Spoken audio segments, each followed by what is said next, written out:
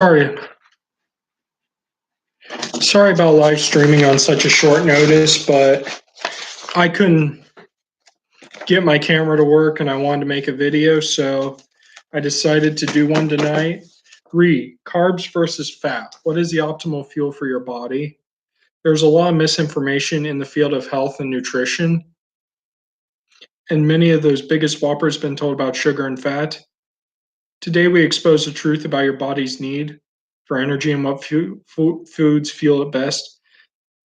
The biggest misconceptions we cover today is one you hear from fat phobic vegans and others that promote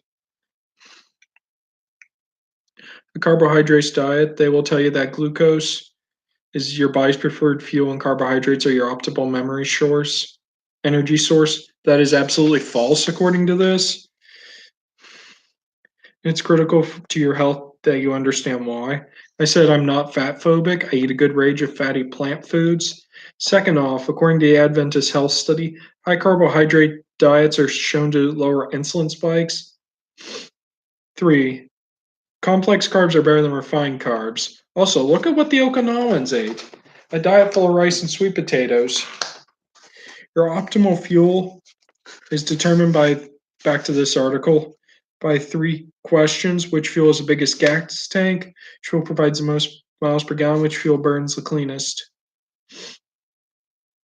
So let's begin where and how much energy is stored in your body. This only works because fat has 9 calories per gram, while carbs only have 4, and the way our digestion works is that 500 calories of whole plant foods, like rice or potatoes, will fill us up.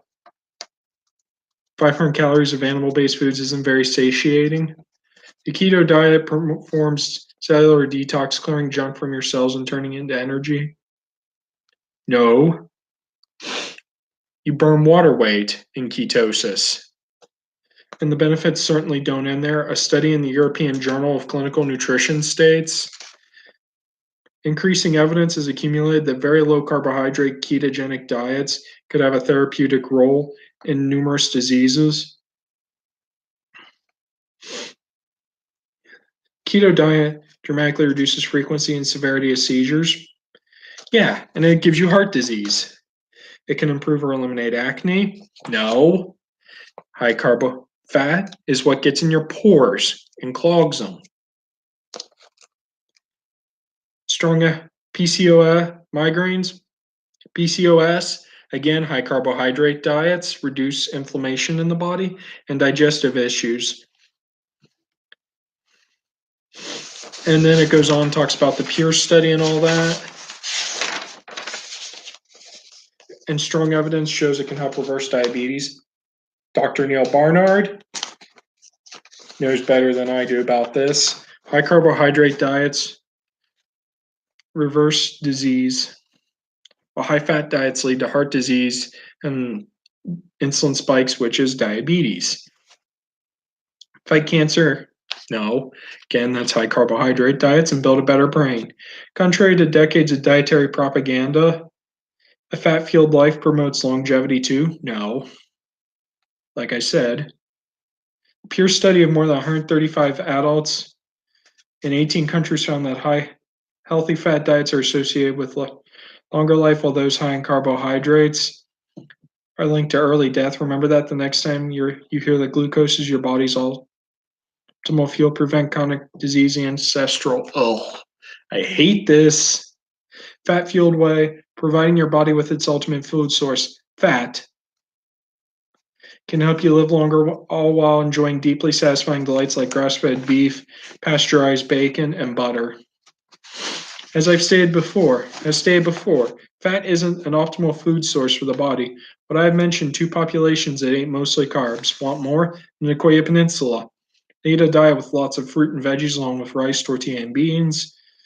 Akara in Greece eats a lot of homemade bread, rice, and veggies. India has a booming diabetes epidemic. The culprit of this is an increase in meat consumption, abandoning the traditional diet, which was largely based on rice, vegetables, fruit, and lentils. Khichdi is a traditional Indian dish. It falls into that category. It's a rice, lentil, and vegetable porridge type thing. According to Frank Hugh, Department of Chair at Harvard Chan School of Public Health, total carbohydrates is oversimplified since carbohydrates range from fruits, vegetables, legumes, and whole grains to refined grains and added sugar. It's important to consider both the quality and quantity of carbohydrates rather than grouping them all together.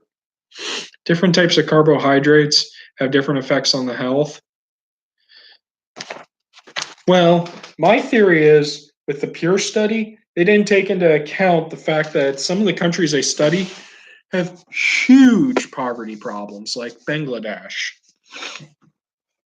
Such high carbohydrate intake may indicate a poverty diet.